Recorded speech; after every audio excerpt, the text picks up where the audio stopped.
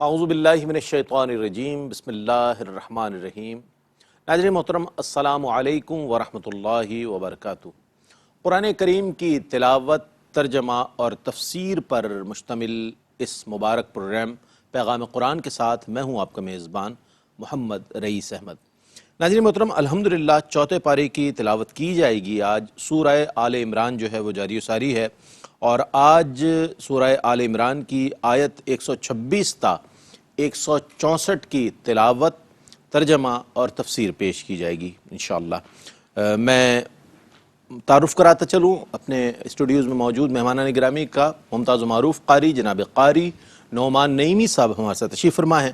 السلام علیکم ورحمۃ اللہ وبرکاتہ۔ وعلیکم السلام ورحمۃ اللہ وبرکاتہ۔ اور ناظرین گرامی، ان آیات بینات کی تفسیر کے لیے ممتاز و معروف عالم دین علامہ محمد شہزاد مجددی صاحب تشریف فرما ہیں۔ السلام علیکم ورحمۃ اللہ وبرکاتہ۔ وعلیکم السلام ورحمۃ اللہ وبرکاتہ۔ ماشاءاللہ ناظرین، ان مبارک لمحات میں، ان مبارک ساعتوں میں قرآن کریم کی تلاوت، ترجمہ اور تفسیر سے ہم اپنے ظاہر و باطن کو روشن کر رہے ہیں۔ آئیے سعادت کی اس سفر میں مزید آگے بڑھتے ہیں، مزید نیکیاں سمیٹتے ہیں۔ قرآن کریم کی تلاوت فرمائیں گے قاری نعمان نعیمی۔ اعوذ باللہ من الشیطان الرجیم، بسم اللہ الرحمن الرحیم۔ وما جعله الله إلا بشرى لكم ولتطمئن قلوبكم به وما النصر إلا من عند الله العزيز الحكيم۔ میں اللہ کی پناہ میں آتا ہوں شیطان مردود سے۔ اللہ ہی کے نام سے شروع کرتا ہوں جو نہایت رحم فرمانے والا، بہت مہربان ہے۔ اور اللہ نے اس امداد کو محض تمہیں خوشخبری دینے کے لیے کیا ہے، اور تاکہ اس سے تمہارے دل مطمئن رہیں، اور در حقیقت مدد تو صرف اللہ کی طرف سے ہوتی ہے جو بہت غالب، بڑی حکمت والا ہے۔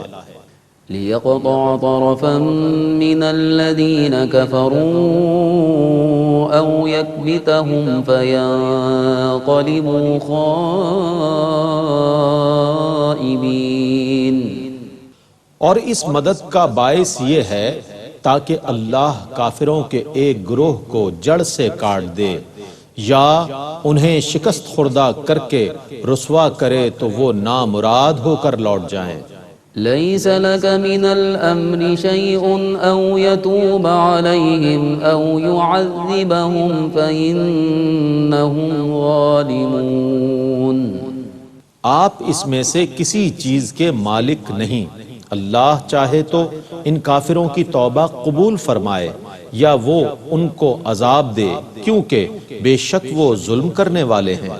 وَلِلَّهِ مَا فِي السَّمَاوَاتِ وَمَا فِي الْأَرْضِ يَغْفِرُ لِمَن يَشَاءُ وَيُعَذِّبُ مَن يَشَاءُ وَاللَّهُ غَفُورٌ رَحِيمٌ۔ اور اللہ ہی کی ملکیت میں ہے جو کچھ آسمانوں میں ہے اور جو کچھ زمینوں میں ہے۔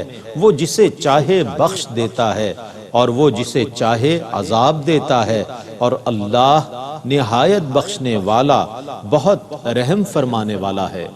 يا أيها الذين آمنوا لا تأكلوا الربا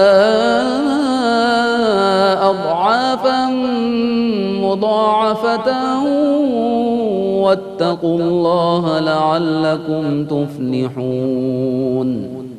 اے ایمان والو، دگنا چوگنا سود نہ کھاؤ، اور اللہ سے ڈرتے رہو تاکہ تم فلاح پاؤ۔ واتقوا النار التي أعدت للكافرين۔ اور اس آگ سے بچو جو کافروں کے لیے تیار کی گئی ہے۔ وَأَطِيعُوا اللَّهَ وَالرَّسُولَ لَعَلَّكُمْ تُرْحَمُونَ۔ اور اللہ کی اطاعت کرو اور رسول کی، تاکہ تم پر رحم کیا جائے۔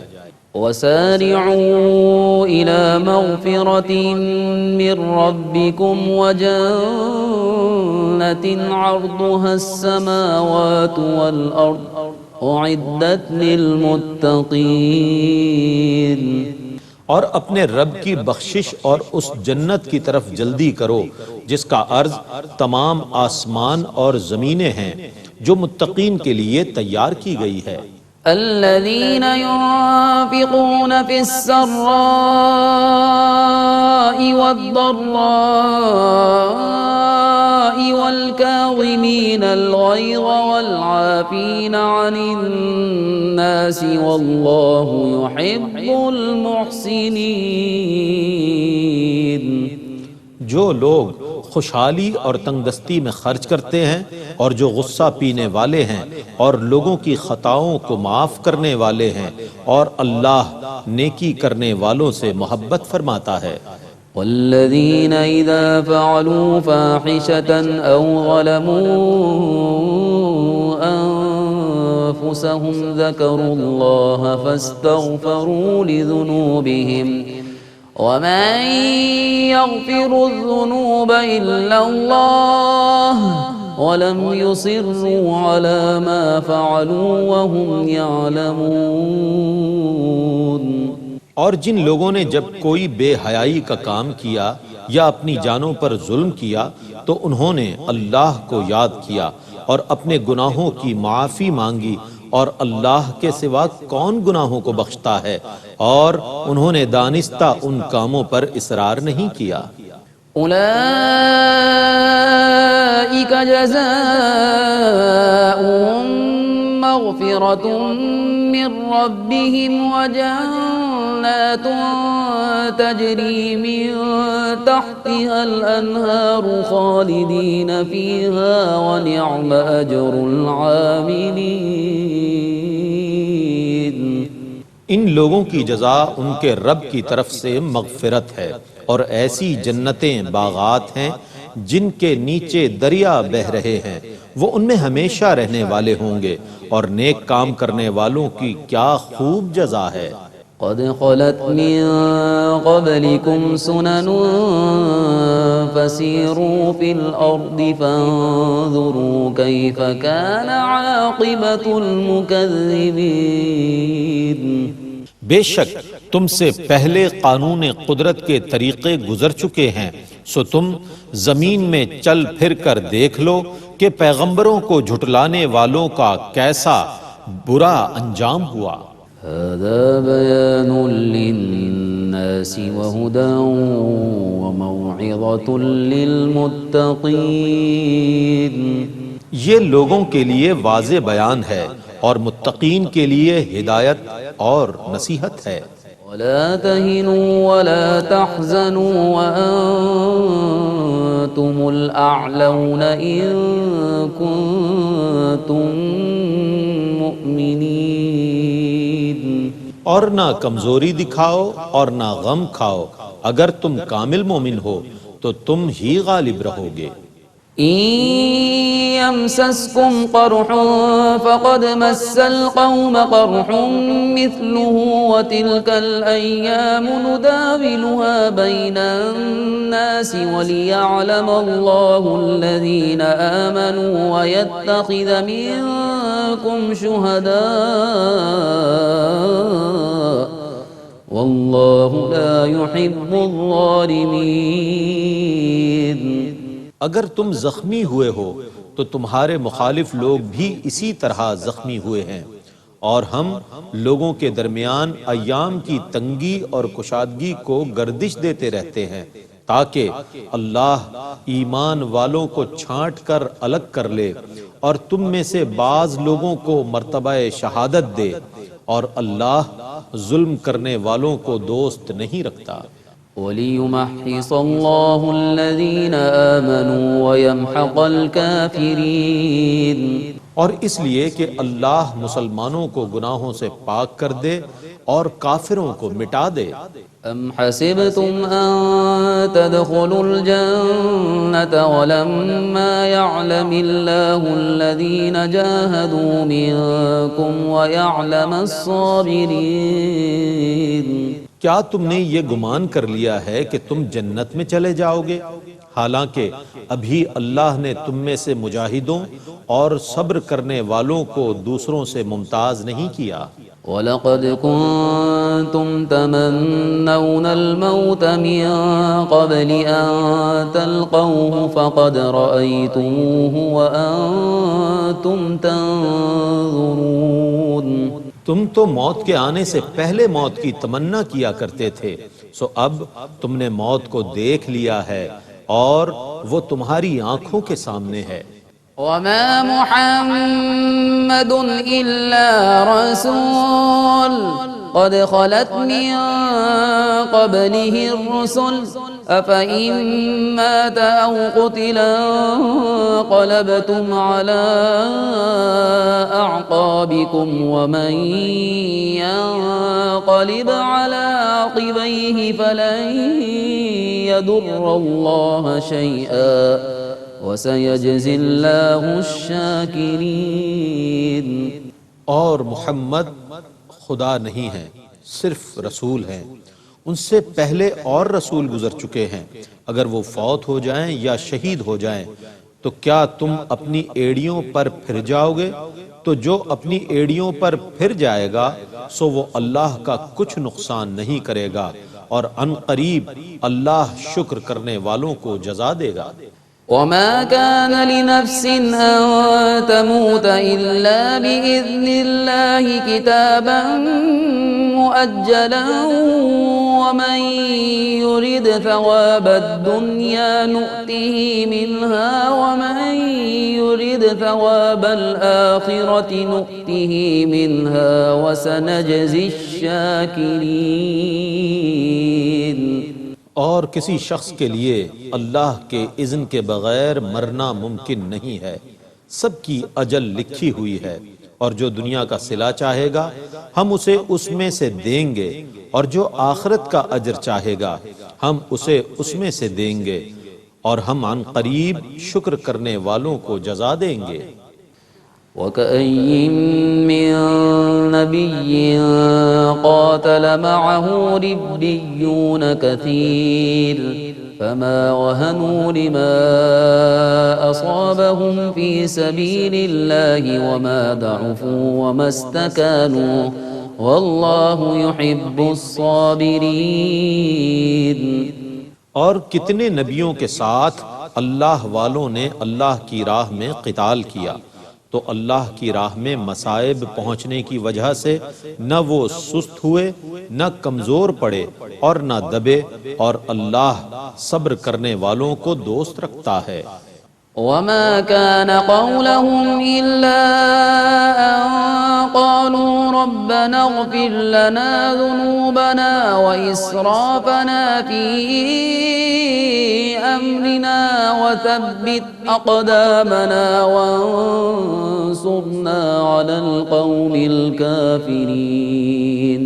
اور ان کی دعا صرف یہی تھی کہ اے ہمارے رب، ہمارے گناہ بخش دے اور ہمارے کام میں ہماری زیادتیاں بھی، اور ہمیں ثابت قدم رکھ اور کافروں کے خلاف ہماری مدد فرما۔ فآتاهم الله ثواب الدنيا وحسن ثواب الآخرة والله يحب المحسنين۔ تو اللہ نے ان کو دنیا کی نعمت بھی دی اور آخرت میں بھی نیک اجر عطا فرمایا، اور اللہ نیکی کرنے والوں کو پسند فرماتا ہے۔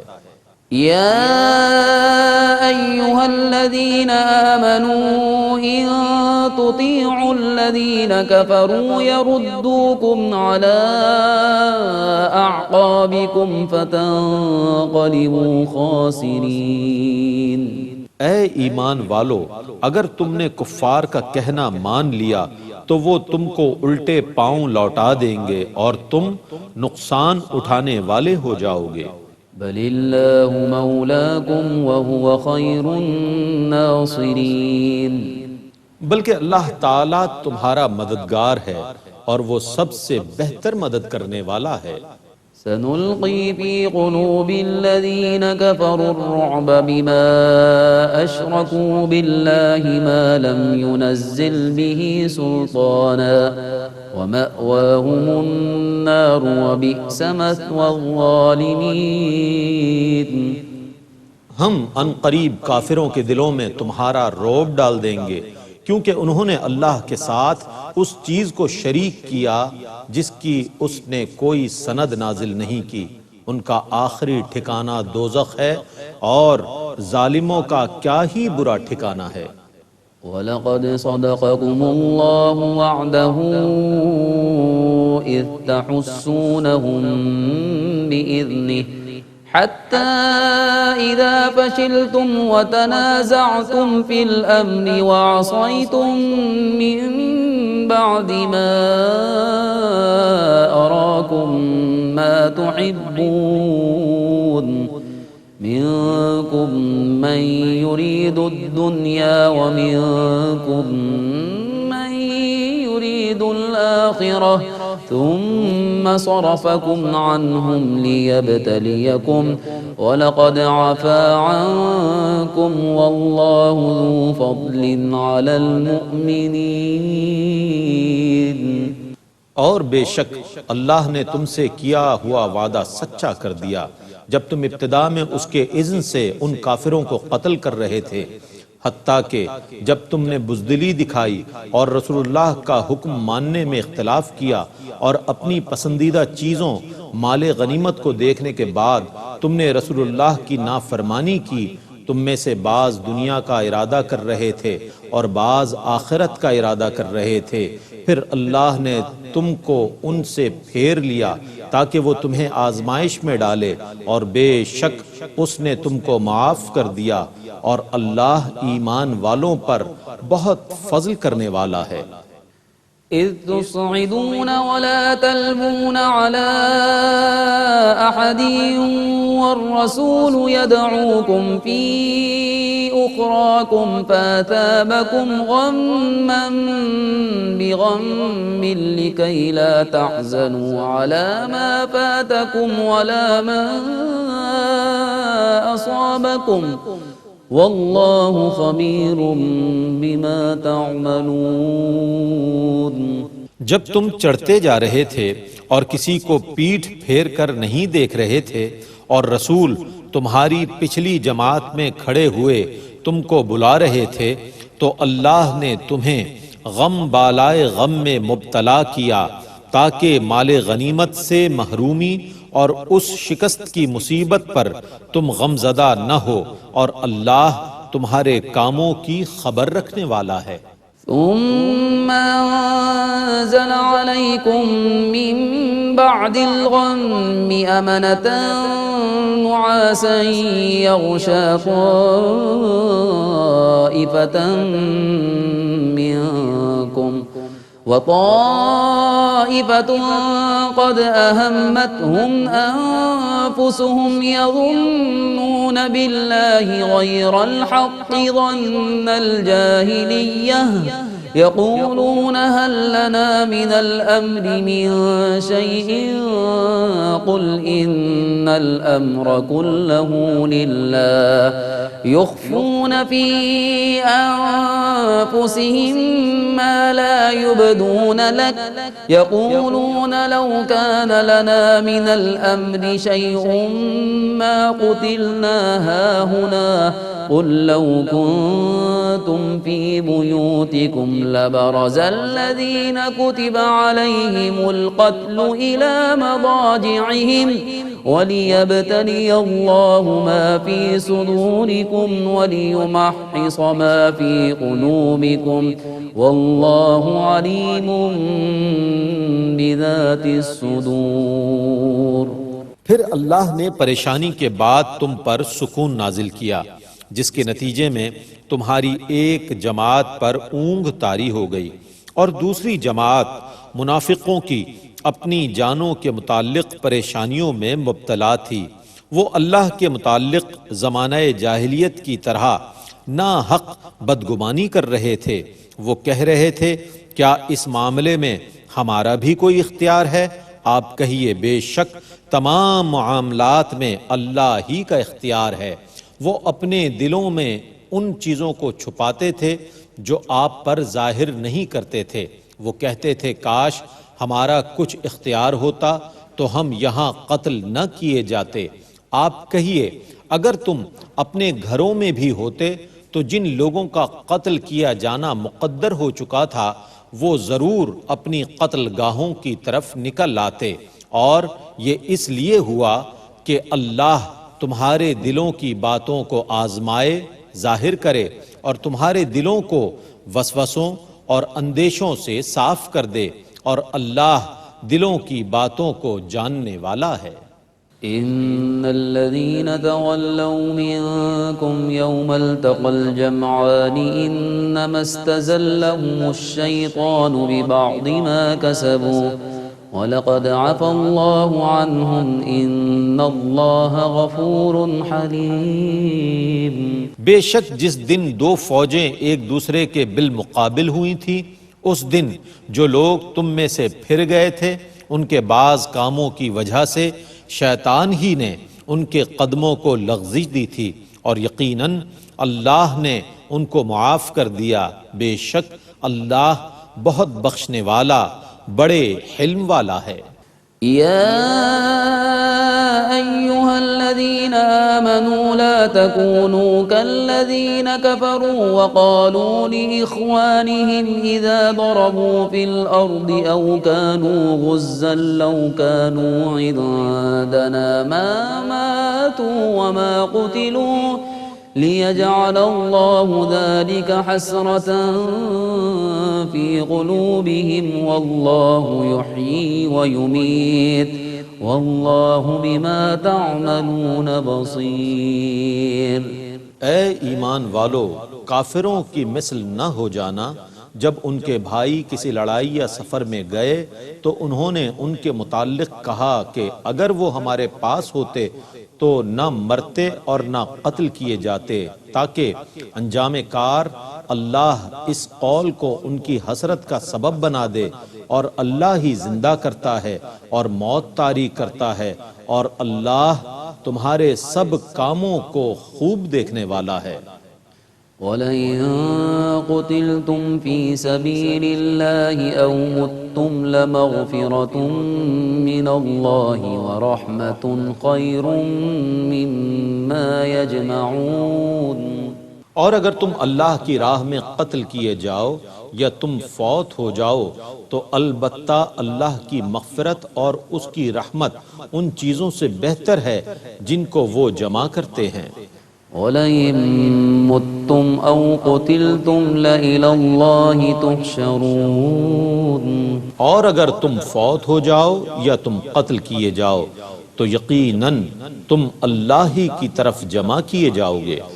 فَبِمَا رَحْمَةٍ مِّنَ اللَّهِ لِنتَ لَهُمْ وَلَوْ كُنتَ فَظًّا غَلِيظَ الْقَلْبِ لَانفَضُّوا مِنْ حَوْلِكَ فاعف عنهم واستغفر لهم وشاورهم في الأمر فإذا عزمت فتوكل على الله إن الله يحب المتوكلين۔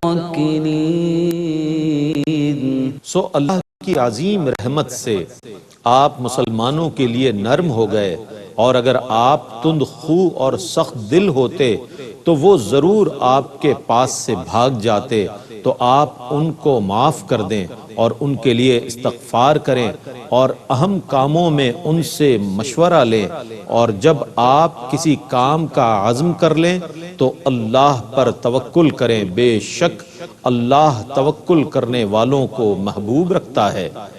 إن ينصركم الله فلا غالب لكم وإن يخذلكم فمن ذا الذي ينصركم من بعده وعلى الله فليتوكل المؤمنون۔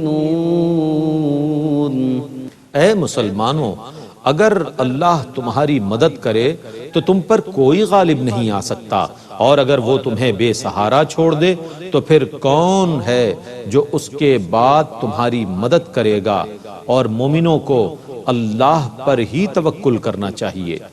وما كان لنبي أن يغل ومن يغل يأت بما غل يوم القيامة ثم توفى كل نفس ما كسبت وهم لا يظلمون۔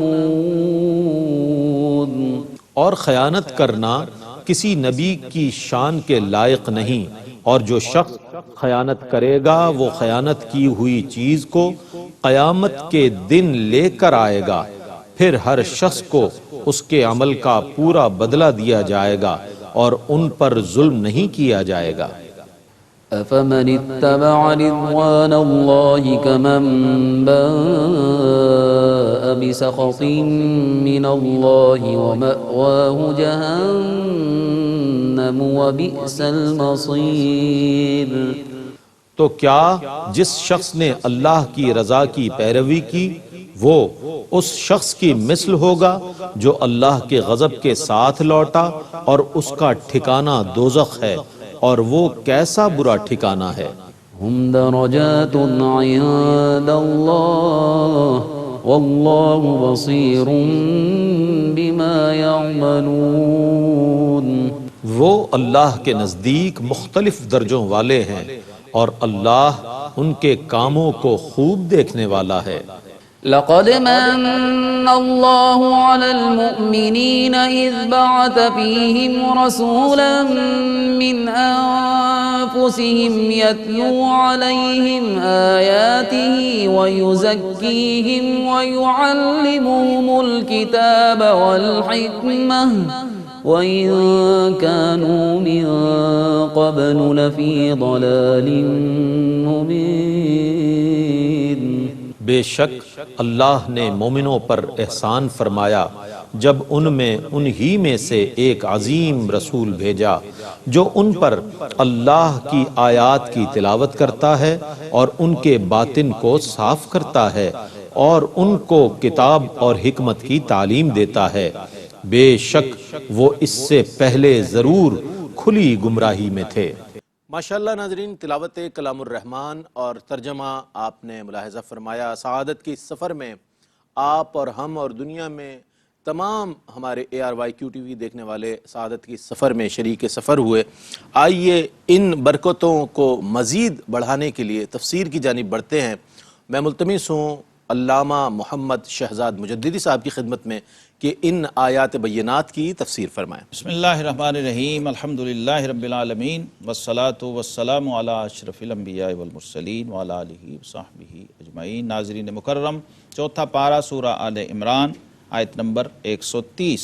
اے ایمان والو، سود دونا اور یعنی دگنا کر کے نہ کھاؤ، لا تاکلوا الربا اضعافا مضاعفا، اور اللہ سے ڈرو اس امید پر کہ تمہیں فلاح ملے۔ ربا آپ جانتے ہیں سود کو کہا جاتا ہے، اور اس سے پہلے بھی قرآن پاک میں سود کی حرمت کو بیان کیا گیا ہے، سود کے ضرر کو بیان کیا گیا ہے۔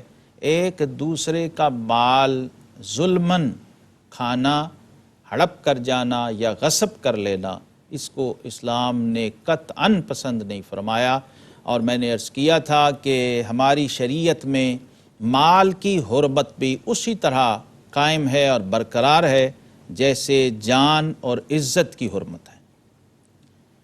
اسلام نے انسانی حقوق کے حوالے سے، انسان کی نفسیات کے حوالے سے اور انسان کی طبیعت کے حوالے سے اہمیت دی ہے اس چیز کو کہ جو اس کی ملکیت ہے، جو اس کی پراپرٹی ہے، اس کو کوئی دوسرا اس کی رضامندی کے بغیر نہ لے۔ ہاں، اگر وہ اپنی رضا سے کسی کو کچھ دے رہا ہے تو اس کو حق حاصل ہے دینے والے کو دینے کا اور لینے والے کو اسے حاصل کرنے کا، لیکن اس کے بغیر یعنی استحصالی نظام جو ہے اس کو اسلام نے پسند نہیں کیا، جس میں کسی دوسرے کی حق تلفی ہوتی ہو یا کسی دوسرے کی مجبوری کا ناجائز فائدہ اٹھایا جا رہا ہو۔ چونکہ سود کے اندر یہ کیفیت پائی جاتی ہے، یہ دنیا کی مختلف قوموں میں، مختلف مذاہب میں اس زمانے میں بھی تھا، اور آج بھی آپ دیکھتے ہیں دنیا کے اندر ایک سودی نظام ہے، اور ایک کیپٹلزم کے نام سے یہ سرمایہ دارانہ نظام دنیا کے اندر جاری و ساری ہے۔ علامہ پھر مجھے یاد آئے، انہوں نے کہا تھا کہ فرنگ کی رگے جاں پنجہ یہود میں ہے. تو یہ جو یہود مدینہ تھے، ان کا بہت بڑا سورس آف انکم جو ہے وہ یہی نظام سود تھا. سود پر مال لینا، سود پر مال دینا، یہ ان کا ایک مستقل ذریعہ معاش تھا. اسلام نے اس کو سخت ناپسند فرمایا اور اللہ اور اس کے رسول صلی اللہ علیہ وسلم کے ساتھ اس کو جنگ قرار دیا.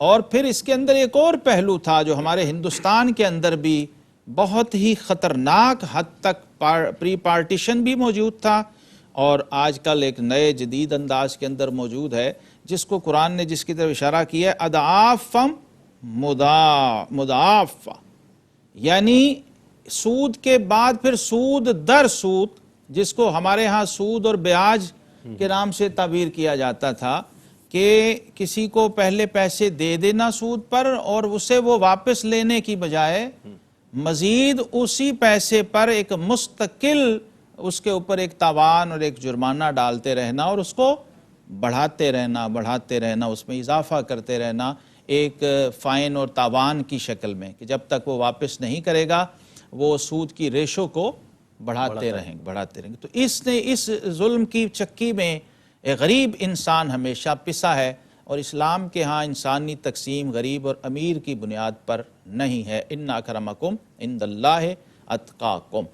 یہ انسان کی اپنی بنائے ہوئے معیار ہیں کہ جو امیر ہے وہ بہت بہتر ہے اور جو غریب ہے وہ بہت گھٹیا ہے. اسلام میں ایسا کوئی تصور نہیں ہے. اسلام نے حبشہ کے بلال کو کعبے کی چھت پہ کھڑا کر کے اپنا موقف اور اپنا مشرب بیان کر دیا. اسلام کے ہاں یہ اس نظر سے دیکھا جاتا ہے کہ ایک ہی صف میں کھڑے ہو گئے محمود و ایاز، نہ کوئی بندہ رہا نہ کوئی بندہ نواز. تو فرمایا اللہ سے ڈرو، یعنی اللہ سے ڈرو تاکہ تمہیں کامیابی اور فلاح نصیب ہو. بڑے سے بڑا کارنامہ بھی کرنے کے بعد اللہ سے ڈرتے رہنا ہے، اس لیے کہ بعض دفعہ نیک اعمال بھی بندے کو عجب میں مبتلا کر دیتے ہیں، خود پسندی میں مبتلا کر دیتے ہیں. تو اسلام ہمیں یہ سمجھا رہا ہے کہ نیکی کی توفیق بھی تمہارا کمال نہیں ہے، ہماری توفیق. اللہ اس لیے اس کا کریڈٹ بھی حقیقی معنوں میں معبود ہی کو جاتا ہے کہ اس نے تمہیں توفیق دی تو تم اس قابل ہوئے کہ دینی اور دنیاوی اعتبار سے کوئی اچھا کام کر سکو. اس لیے توفیق من جانب اللہ ہے. ہمیں یہی سمجھایا گیا ہے کہ السعی منی والاتمام من اللہ. کوشش بندے کی طرف سے ہوتی ہے لیکن اس کی تکمیل خالق کائنات کی طرف سے ہوتی ہے. تو فرمایا اللہ اور اس کے رسول صلی اللہ تعالی وسلم کی اطاعت میں رہو. اس دائرہ اطاعت سے اگر باہر چلے گئے تو پھر صورتاً نیکی جو ہے وہ بھی تباہی اور بربادی اور ہلاکت کا ذریعہ بن جائے گی. ہمیں ایک بہت ہی اہم ہمارا ایک معاشرتی رویہ ہے جس کی طرف قرآن نے اسی سورہ مبارکہ کے اندر متوجہ کیا. فرمایا الذین ینفقون فی السراء والضراء، وہ لوگ جو خوشی میں بھی خرچ کرتے ہیں اللہ کی راہ میں اور غم میں بھی خرچ کرتے ہیں. اللہ بہت اہم پہلو ہے. ہمارے ہاں عام رویہ یہ ہے کہ جب کوئی خوشی ملی تو اللہ کی راہ میں خرچ کیا، لیکن اسلام نے ہمیں سمجھایا کہ اگر شادی کا موقع ہے اس وقت بھی صدقہ اور خیرات اللہ کی راہ میں کچھ ضرور کرو. اور اگر ولیمہ بھی ہو رہا ہے تو نبی کریم علیہ السلام نے فرمایا بہترین دعوت ولیمہ وہ ہے جس میں غریب لوگ بھی شامل ہیں، ان کو بھی عزت و احترام اور تکریم اسی طرح دی جا رہی ہو جس طرح اپنے متمول اعزاء اور اقارب کو دی جا رہی ہے. اور پھر رنج میں کیا خرچ کریں، یہ بھی ایک سوال ہے. فرمایا اگر مثال کے طور پہ کوئی وفات بھی ہو گئی ہے، ظاہر ہے اللہ کا نظام ہے، تو اس وقت بھی اس میت کی طرف سے جو راہ خدا میں خرچ کرو گے تو وہ بھی صدقہ اور خیرات کے زمرے میں آئے گا. اس کا فائدہ خرچ کرنے کے والے کو بھی ہوگا اور جس مرحوم کے لیے ایصال ثواب کیا گیا ہے اس کو بھی اس کا فائدہ پہنچے گا. یعنی میت کی تجہیز و تکفین پر بھی جو خرچ ہو رہا ہے وہ بھی راہ خدا میں خرچ ہے، وہ بھی نفقہ ہے، کیونکہ اللہ کے ایک بندے کے لیے آپ اہتمام کر رہے ہیں. جو کفن کا اہتمام ہے، جو غسل کا اہتمام ہے، جتنا بھی یہ پروٹوکول ہے اسلام کی طرف سے اپنے ایک ماننے والے اور اپنے ایک پیروکار کے لیے کہ اس کو عزت اور تکریم سے دنیا سے رخصت کیا جائے. ایسی عزت کا تصور دنیا کے کسی اور نظام میں نہیں ہے. اور یہاں بھی دیکھ لیجئے کوئی تقسیم غریب و امیر کی نہیں ہے. اگر بادشاہ ہے تو وہ بھی وہی یونیفارم، وہی انداز، وہی غسل، وہی جنازہ، وہی چارپائی. اللہ اور وہی قبر.